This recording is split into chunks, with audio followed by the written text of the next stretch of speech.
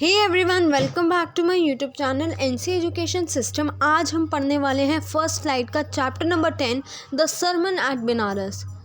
मैं अपने नोट से आपको उसको एज अ समरी एक्सप्लेन करूँगी। पूरा चैप्टर लाइन वाइज भी चलेगा एंड एज अ समरी भी साथ साथ एक्सप्लेन कर दूँगी। तो यहाँ पे क्या होता है, गौतमा बुद्धा होते हैं। ठीक है, गौतमा बुद्धा का बचपन में नेम था सिद्धार्था गौतमा।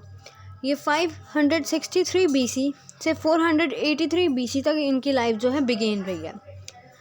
ये बीसी जो था, ये पहले पास्ट में जैसे आज के ईयर्स यूज़ होते हैं 2009, 2010, 2023, पहले बीसीज यूज़ करा करते थे हम लोग। तो यहाँ पे बच्चे क्या होता है, जब वो गौतमा बुद्धा 12 साल के थे, गौतमा बुद्धा जब 12 साल के थे तो वो हिंदू स्कूल में गए थे पढ़ने। हिंदू स्कूल में वो स्क्रिप्चर्स की पढ़ाई करने गए थे। हिंदू स्कूल में वो स्क्रिप्चर्स की पढ़ाई करने गए थे। 4 साल तक उन्होंने वहीं पे पढ़ाई करी एंड देन जब 4 साल जब वो उस स्कूल से निकल गए तो वो वापस अपने घर पहुंच गए। 4 साल बाद वो अपने घर पहुंच गए। घर पहुंचने के बाद उन्होंने मैरी के साथ, प्रिंसेस के साथ शादी कर ली। प्रिंसेस के साथ शादी करने के बाद उनका 10 साल बाद ही बेटा भी हो गया था। बेटा होने के बाद जब वो गौतमा बुद्धा 25 साल के थे तो गौतमा बुद्धा ने क्या करने की सोची, वो हंटिंग करने की सोच रहे थे, क्योंकि उनके ज़माने में कुछ ऐसा था कि बाहर नहीं जाना। उन्होंने कभी बाहर की दुनिया नहीं देखी थी ना। उनके पेरेंट्स मतलब ना बॉयज़ या ना गर्ल्स किसी को भी बाहर नहीं भेजा, कभी भी किसी को बाहर की दुनिया नहीं दिखाई थी। तो इसलिए वो शादी के बाद भी उन्होंने दुनिया नहीं देखी। तो उन्होंने सोचा कि मैं इस दुनिया से बाहर कैसे निकलूं। तो उन्होंने सोचा कि चलो मैं हंटिंग करने चलता हूँ। हंटिंग करते वक्त उन्होंने अपनी लाइफ में नई नई चीज़ें देखी, मतलब अपनी सराउंडिंग्स में नई नई चीज़ें देखी। क्या चीज़ें थी वो नई नई, कि जब वो हंटिंग करने गए तो उन्होंने एक सिक मैन को देखा। सिक मैन मतलब एक बीमार आदमी को देखा, एक बीमार आदमी को देखा। उसके बाद वो थोड़ा सा और आगे गए तो उन्हें एजेड मैन दिखे थे। एजेड मैन मतलब जो बूढ़े लोग होते हैं वो दिखे थे। एंड देन थोड़ा सा और आगे पहुँचे तो उन्हें फ्यूनरल प्रोसेशन मिले। एंड देन थोड़ा सा और चलते गए एंड फाइनली उन्हें एक मॉन्क मिला जो कि बेगिंग कर रहा था आर्म्स के लिए। आर्म्स क्या होता है, भिक्षा मांगना, भीख मांगना। एक मॉन्क होके भी वो भीख मांग रहा था। फिर वो क्या करे, उनको बहुत अच्छा नहीं लग रहा था। उन्होंने जब भी, मतलब एक इंसान, आप खुद समझो, एक इंसान है, उसने कभी बाहर की दुनिया ही नहीं देखी, और जब वो बाहर की दुनिया देखने जा रहा है तो भी उसको सारी हर जगह नेगेटिव लग रही है, हर चीज़ नेगेटिव लग रही है, तो उसका माइंड नेगेटिव सेट हो जाएगा, नेगेटिव माइंड सेट हो जाएगा। लेकिन अपने माइंड को उन्होंने करी थी स्क्रिप्चर्स की पढ़ाई। स्क्रिप्चर्स की पढ़ाई इज़ योर स्पिरिचुअल पढ़ाई। स्पिरिचुअल पढ़ाई आप समझते हो, भगवान की पढ़ाई, भगवान से रिलेटेड धार्मिक चीज़ें आप स्पिरिचुअल स्क्रिप्चर्स में पढ़ते हो। ठीक है, तो उन्होंने 12 साल की एज में वही हिंदू स्कूलिंग में स्पिरिचुअल पढ़ाई करी थी। एंड उनका प्रिंस नेम से सिद्धार्था गौतमा भी उनका बचपन में नेम था, तो उन्हें एज अ प्रिंस भी माना जाता था। तो वो और चलते गए, लेकिन उन्होंने ये सोच लिया था, मैं पैदा ही क्यों हुआ हूँ, मुझे इस फैमिली को छोड़ना पड़ेगा अगर मुझे इस पूरी वर्ल्ड को अच्छे से जानना है। क्योंकि कभी शादी से पहले तो कभी उन्होंने बाहर की दुनिया देखी ही नहीं, और जब वो बाहर की दुनिया देखना चाहते हैं तो उन्हें अपनी फैमिली को छोड़ना पड़ेगा। वो अपने आप से क्वेश्चन करते हैं, like why are we born, मतलब मैं क्यों पैदा हुआ हूँ। तो फिर वो जब बाहर जा रहे होते हैं, हर चीज़ देखते हैं, तो उनको क्या होता है, उनको खोज करनी होती है। किस चीज़ की खोज? स्पिरिचुअल चीज़ों की। उन्होंने एज अ स्क्रिप्चर्स पढ़ाई तो करी थी, लेकिन उनको फुली स्क्रिप्चुअल की नॉलेज नहीं थी। तो वो स्क्रिप्चुअल की नॉलेज कैसे होगी, जब वो बाहर जाएंगे, बाहर पे हर चीज़ देखेंगे कि कैसे कैसे जो आपके मॉन्क्स होते हैं वो क्या क्या चीज़ें करते हैं, उनसे सीखेंगे, जब भी वो भी एक स्पिरिचुअल पर्सन बन पाएंगे, या उनके पास एक स्पिरिचुअल नॉलेज आ पाएगी। स्पिरिचुअल नॉलेज मतलब मोक्ष की प्राप्ति उन्हें करनी थी, तो उन्हें अपनी फैमिली को छोड़ना पड़ा। तो वो इधर उधर घूमते हैं, 7 साल इधर उधर ही भटकते रहते हैं। अपनी फैमिली को तो वो छोड़ चुके थे, 7 साल तक इधर उधर घूमते रहते हैं एंड फाइनली एक पीपल की ट्री के नीचे वो जाके बैठ जाते हैं। पीपल के ट्री के जाके जब वो बैठते हैं नीचे, तो वो खुद को प्रॉमिस करते हैं, खुद को चैलेंज करते हैं कि मैं खोज करके रहूँगा, मैं खोज करके रहूँगा स्पिरिचुअल नॉलेज की, मुझे कोई नहीं रोक सकता। यहाँ पे इनलाइटेंड वर्ड जो यूज़ हो रहा है, इनलाइटमेंट। इनलाइटमेंट का मतलब है खोज करना। किस चीज़ की खोज करना? स्पिरिचुअल चीज़ों की, स्पिरिचुअल नॉलेज की उन्हें खोज करनी थी, क्योंकि वो मॉन्क में बहुत ज़्यादा उनको इंटरेस्ट था, उनको मॉन्क बनना था। तो उन्होंने अपना मेडिटेशन कभी नहीं छोड़ा। मेडिटेशन मतलब, मेडिटेशन मॉन्क करते हैं जिनको, मतलब मेडिटेशन से आपका माइंड जब पीसफुल रहेगा, जब भी आप इन स्पिरिचुअल चीज़ों में ध्यान लगा पाओगे। तो इसलिए वो मेडिटेशन अपना कभी नहीं छोड़ते थे, उसको वो कंटिन्यू रखते थे। देन क्या होता है, एनलाइटेंड, उनको अपनी खोज करनी थी स्पिरिचुअल पढ़ाई की, तो 7 साल तो ऐसे ही बीत गए इधर उधर भटकते हुए। लेकिन 7 साल के 7 दिन बाद, मतलब 7 दिन और वो ऐसे ही भटकते रहे, इधर उधर घूमते रहे, नई नई चीज़ें जान रहे थे धीरे धीरे करके, और 7 दिन बाद ही उन्होंने वो एनलाइटेंड स्पिरिचुअल नॉलेज गेन कर ली। स्पिरिचुअल नॉलेज गेन करने के बाद वो जिस ट्री के नीचे बैठते थे वो था पीपल का ट्री। तो पीपल के ट्री को उन्होंने रीनेम कर दिया, मतलब उनको एक नया नाम दे दिया जिसका नाम था बोधि ट्री। मतलब उस पीपल के पेड़ के नीचे बैठने के बाद ही उसके 7 दिन बाद उनके साथ चमत्कार हो गया, क्योंकि वो 7 साल से जो मेहनत कर रहे थे उस पीपल के पेड़ के नीचे बैठ के ही, वो 7 दिन में वो मेहनत उनकी रंग ले आई। ये बात समझो आप लोग। तो इसलिए उन्होंने उसको अपने नाम से ही रिलेटेड करके उस पेड़ का नाम रख दिया। वैसे उस पेड़ का नाम पीपल ट्री है, लेकिन पीपल को हटा के उसको रीनेम करके बोधि रख दिया, क्योंकि वो गौतम बुद्धा क्या बन चुके थे अब, as a fully minded monk बन चुके थे, क्योंकि उनको अब लग रहा था कि Buddha was finally having spiritual knowledge. Buddha के पास फाइनली स्पिरिचुअल नॉलेज, मतलब उनको मोक्ष की प्राप्ति हो चुकी है। एट दैट पॉइंट वो बुद्धा अपने आप से खुद बोलते हैं कि हाँ, अब मैं अवेकन्ड हो चुका हूँ, मैं एनलाइटेंड हो चुका हूँ, मतलब अब मैं खोज कर चुका हूँ। किस चीज़ की? मोक्ष की प्राप्ति की, स्पिरिचुअल नॉलेज की। अब बुद्धा को क्या करा जाता है अपने फर्स्ट सरमन में?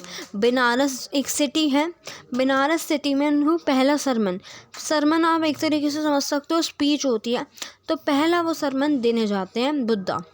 पहला सरमन वो बुद्धा देने जाते हैं, बहुत ही हौली चीज़ें बताते हैं, स्पिरिचुअल चीज़ें ही हौली चीज़ें होती हैं, तो स्पिरिचुअल नॉलेज वो देते हैं।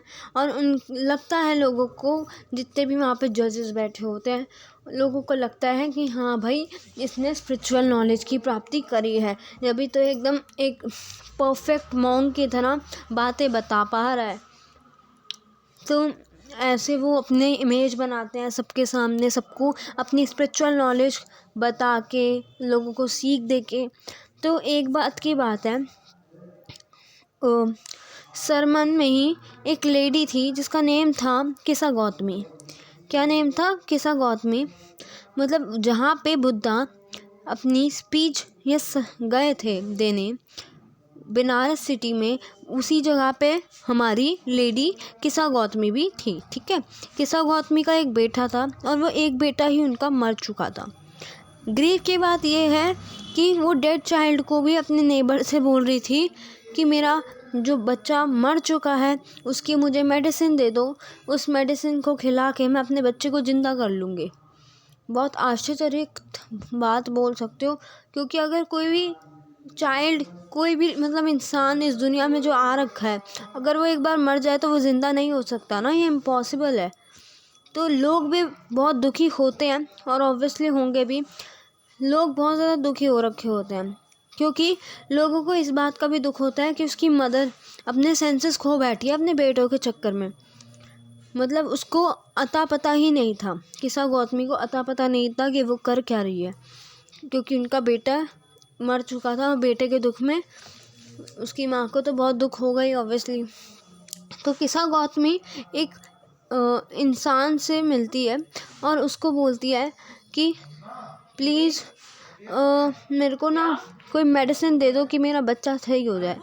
तो फिर वहाँ पे जो एक इंसान जो होता है ना, एक मैन होता है, वो बोलता है कि मैं मेडिसिन नहीं दे सकता, और ऐसी कोई मेडिसिन है भी नहीं कि किसी डेड चाइल्ड को वो ज़िंदा कर दे। तो वो बताता है कि मैं एक ना फिजिशियन को जानता हूँ, मैं एक फिजिशियन को जानता हूँ जो कि आपकी थोड़ी हेल्प कर देगा। तो फिर किस्सा गौतमी थोड़ी सी खुश होती है, उसकी सांस में सांस आती है, थोड़े सेंसेस वापस आ जाते हैं कि भाई किसी ने तो मेरी थोड़ी मदद तो करी, अब वो जो बोलेगा मैं वो करूँगी। वो प्रे करती है, वो बोलती है हाँ जी सर, वो कौन है मुझे बताइए, वो फिजिशियन कौन है, मैं उससे बात करने जाऊँगी। तो मैन रिप्लाई करता है, वो उनका नाम है गोतो सक्यामुनि। गोता सक्यामुनि से सारे जानते हैं और उनको मैं बुद्धा बोलता हूँ, वो मेरे बुद्धा हैं, ठीक है। तो किस्सा गौतमी बोलती हैं, Buddha Lord and my master, मुझे मेडिसिन दे दो क्योंकि मुझे अपने बेटे को क्योर करना है, मेरे को अपने बेटे को वापस से ज़िंदा करना है। तो बुद्धा बोलते हैं, देखो तुम्हें, अगर तुम अपने बेटे को चाहती हो वापस, तो तुम्हारे को मुट्ठी भर मस्टर्ड सीड्स अपने हाथों में लेके आने पड़ेंगे। ये मैं तुमसे प्रॉमिस करता हूँ कि तुम्हें ये लाने ही पड़ेंगे मस्टर्ड सीड्स, लेकिन एक शर्त पे।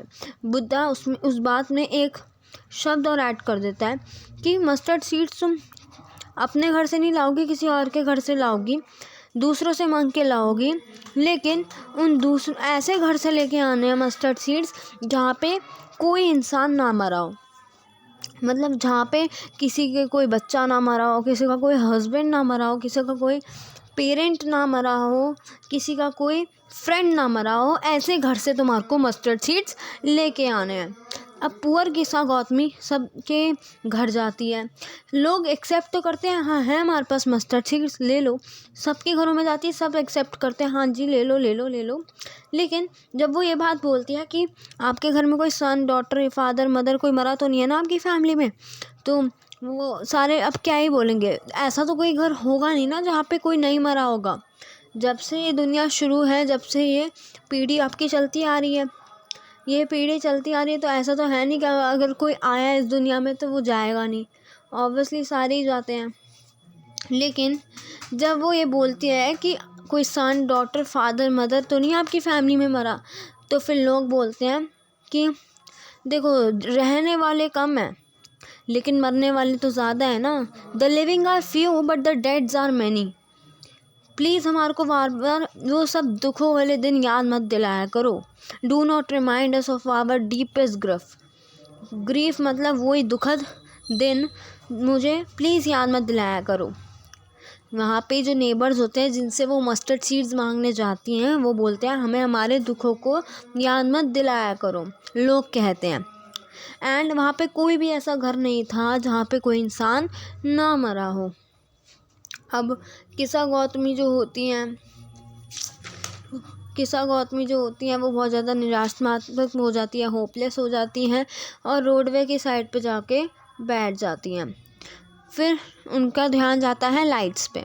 वहाँ पे जो लाइट्स थी फुटपाथ के साइड्स पे जो लगी होती हैं, आपके रोड्स के बीच में जो लाइट्स लगी हुई होती हैं, उन लाइट्स पे किस्सा गौतमी का ध्यान जाता है। वो उन लाइट्स को देखती है कि ये तो जल रही हैं और बुझ रही हैं, मतलब फ्लिकर कर रही हैं एंड देन एक्सटिंग्विश हो रही हैं, जल के भी बुझ गई हैं लाइट्स। तो एट लास्ट क्या होता है, वो जो डार्कनेस थी उस रात भरी पूरी रात में हर जगह, वो फिर अपनी बात को कंसाइडर कर लेती है कि मैं ही शायद गलत थी। मैं बहुत ज़्यादा होप में थी, मैं बहुत ज़्यादा, मेरे को लग रहा था मैं अपने सेंसेस खो बैठी थी।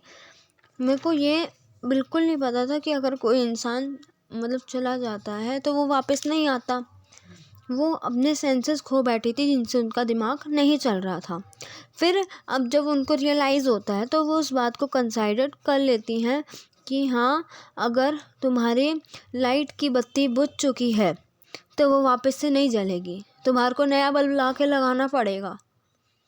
लाइट की बत्ती अगर बुझ चुकी है तो वो फिर से नहीं जलेगी अगर उसके अंदर की पावर ख़त्म हो गई है। वैसे ही अगर किसी इंसान के अंदर का सोल ख़त्म हो गया है तो वो फिर से नहीं चलेगा इंसान, क्योंकि पूरे शरीर को चलाने वाला वो सिर्फ एक सोल है, वो आत्मा ही है जो पूरे शरीर को चलाती है।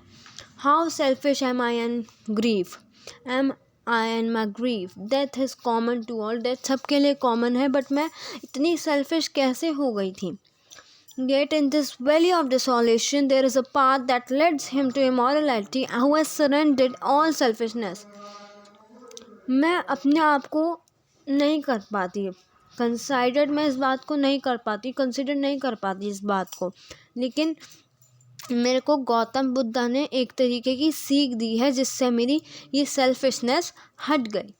फाइनली वो जब बुद्धा के पास जाती है तो बुद्धा कहते हैं कि लाइफ में बहुत सारे संकट आएंगे, लाइफ बहुत ज़्यादा ट्रबल्ड है, बहुत छोटी है और बहुत ज़्यादा पीड़ा और दर्द से भरी हुई है। तो ये पॉसिबल तो है नहीं कि हम डेथ को अवॉइड कर दें, डेथ को मना कर दे कि भाई तू आ रही है ना तो रुक जा, अभी 2-3 दिन और जीने दे। जब वो आती है तो वो रुकती नहीं है और कोई भी रोक नहीं सकता डेथ को। अगर किसी की डेथ आ गई है तो उसको कोई अवॉइड नहीं कर सकता। तो वो उसको समझाने के लिए एक एग्ज़ाम्पल और देते हैं, 2 एग्ज़ाम्पल्स दिए हैं उन्होंने कि जैसे राइप फ्रूट्स होते हैं, पके फल होते हैं, राइप फ्रूट जो होते हैं, पके फल जो होते हैं, उनको भी डर रहता है जब वो पेड़ पे लटके हुए होते हैं कि हम गिर जाएंगे तो हम मर जाएंगे। देखो कोई भी लिविंग थिंग हो या कोई भी नॉन लिविंग हो, वो यहाँ पे हर चीज़ को एज जैसे उनमें सोल है, उनमें आत्मा है, उस तरीके से रिलेट कर रहे हैं कि कोई भी यहाँ पे आप लिविंग या नॉन लिविंग मत करो, यहाँ पे आप ये समझ के बात को अच्छे से समझो कि इसके अंदर सोल है, चाहे वो लिविंग थिंग हो या नॉन लिविंग। वैसे नहीं होती नॉन लिविंग में आत्मा, लेकिन आप यहाँ पे पॉइंट नॉन लिविंग से भी रिलेट करेंगे। तो जैसे उन्होंने बताया कि पके फल को भी डर लगता है, एक ड्राई फ्रूट्स को भी डर लगता है जब वो पेड़ पे लटके हुए होते हैं कि हम गिर ना जाए, लेकिन ऐसा तो हो नहीं सकता ना कि वो कभी गिरेंगे नहीं, कभी ना कभी तो गिरेंगे, कभी ना कभी उनका भी टाइम आएगा, वो भी मरेंगे, तो वो भी डेथ अवॉइड नहीं कर सकते। ये डेथ कॉमन है सबके लिए, वो बस बुद्धा यही समझाना चाहते थे किस्सा गौतमी को। उन्होंने एक और एग्जाम्पल दिया इसी से रिलेटेड कि जैसे अर्थन वेसल्स होते हैं। अर्थन वेसल्स क्या होते हैं? अर्थन वेसल्स होते हैं अच्छे कुम्हार जो कि मिट्टी के जो बर्तन बनाते हैं। तो वो बोलते हैं जैसे मटका होता है, मटका भी कभी ना कभी तो टूटेगा ना, कब तक आप उसको संभाल के रख लोगे, मटका भी कभी ना कभी टूटेगा। तो सबको अपनी डेथ का डर रहता है जब से वो इस ज़िंदगी में पैदा हो जाते हैं। जब से तुम इस ज़िंदगी में, इस दुनिया में पैदा हो गए, उस दिन से ही तुम्हारे को डर रहेगा अपने मरने का, डेंजर ऑफ डेथ। कोई मोर्टल्स भी होते हैं ना, उनको भी अपनी डेथ का डेंजर रहता है। मोर्टल्स सिंपल पर्सन्स, कोई इंसान अपनी आराम से ज़िंदगी भी जी रहा है ना, उसको भी डर रहता है अपनी डेथ का। अब आते हैं नेक्स्ट एग्जाम्पल पे। नेक्स्ट एग्जाम्पल है कि चाहे कोई बुद्धिमान इंसान हो या चाहे कोई मूर्ख इंसान हो, चाहे कोई अमीर इंसान हो या चाहे कोई पुअर इंसान हो, चाहे कोई राजा हो या चाहे कोई किसान क्यों ना हो, सबको मौत के घाट में उतरना ही है ना। सबको ही मौत आनी है एक तरीके से, क्योंकि डेथ सबके लिए कॉमन है। सिर्फ अंतर इतना है कि जो बुद्धिमान लोग हैं उनको शौक नहीं है किसी चीज़ का, और वो लाइफ की रियलिटी को जानते हैं। क्या रियलिटी को जानते हैं कि अगर कोई इंसान इस दुनिया में पैर रख चुका है तो उसको इस दुनिया से पैर हटाना भी पड़ेगा। और अगर देखो, जो लोग शांति से अपनी ज़िंदगी को जी रहे हैं, जिनके माइंड में शांति है, जिनके माइंड में पीस है, ठीक है, वो तो उनके चाहे ज़िंदगी में जितने भी दुख क्यों ना आ जाए वो उससे फ्री ही रहते हैं एंड वो फिर धन्य हो जाते हैं। ठीक है, अगर कोई एक इंसान शांत चित्त मन से रहता है और अपने माइंड को भी शांत रखता है तो उसको कोई भी दुख आ जाए वो उस दुख से फ्री ही रहेगा, उसको कोई असर ही नहीं होगा, वो अपनी ज़िंदगी को शांति से ही बिताएगा अपनी ज़िंदगी को। And then will get be blessed, मतलब वो फिर धन्य हो जाएगा, अपनी आराम से ज़िंदगी जी के वो धन्य हो जाएगा। देखो, अपनी ज़िंदगी को कॉम्प्लिकेटेड करने वाले हम खुद होते हैं, अपनी ज़िंदगी को कॉम्प्लिकेटेड करने वाले हम खुद होते हैं, और कभी ना कभी सिचुएशंस आती हैं और उन सिचुएशंस को हैंडल भी हम खुद ही करना सीखते हैं। तो अगर आप इस लाइफ में आए हो, अगर तुम एज अ ह्यूमन बीइंग या एज अ एनिमल, देखो किसी की भी लाइफ आसान नहीं होती, चाहे वो एज अ ह्यूमन बीइंग हो, चाहे वो कोई एनिमल हो या कोई बर्ड ही क्यों ना हो, किसी की भी लाइफ आसान नहीं होती रहना। सबको अपने अपने स्ट्रगल्स करने पड़ते हैं।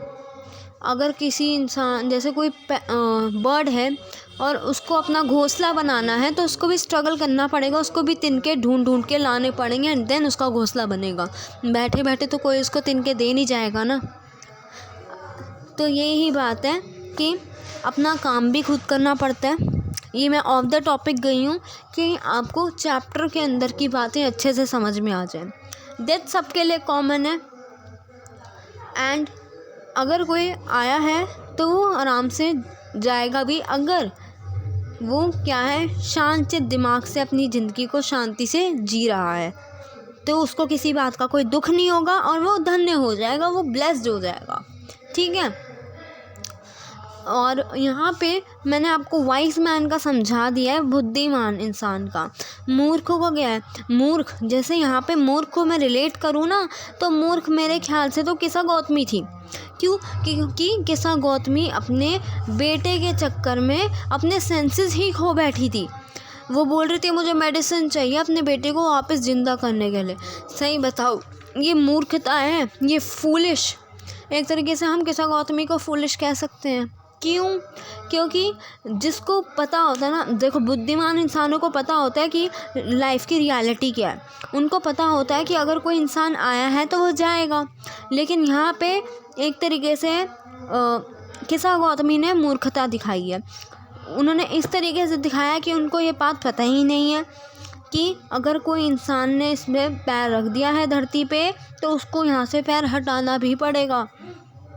उनको इतना सा डिफरेंस नहीं आ रहा था समझ में, लेकिन आई होप अब आपको समझ में आ गया होगा।